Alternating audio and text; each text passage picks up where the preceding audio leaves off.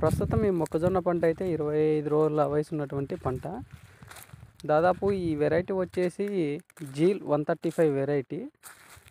ఈ వెరైటీ వచ్చేసి డ్రిప్ పద్ధతిలో అయితే మనం సాగు చేయడం జరిగింది.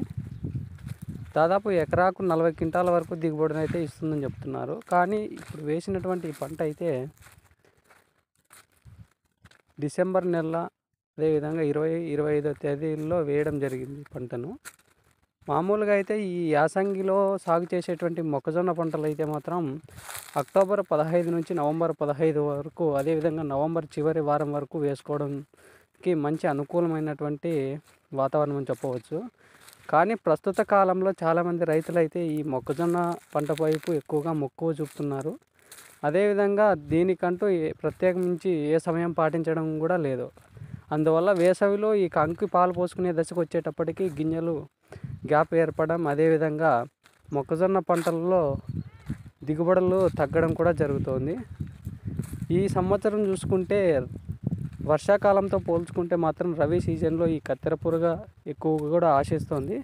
ఈ కత్తెర పురుగుకి అయితే మనం క్లోరాంత్రిఫ్లోనిల్ అంటే కొరాజిన్ గ్రాన్యువల్స్ని ఒక 4 కేజీల ప్యాకెట్కి వచ్చేసి 4 కేజీల ఇసుక కలుపుకొని డైరెక్ట్గా ఈ సుడిలోకి వేయడం ద్వారా ఒక 15 నుంచి 20 రోజుల వరకు ఈ కత్తెర పురుగుని అయితే నివారించుకోవచ్చు. ఇది ఇవాల్టి తెలుగు రైతు నేస్తం.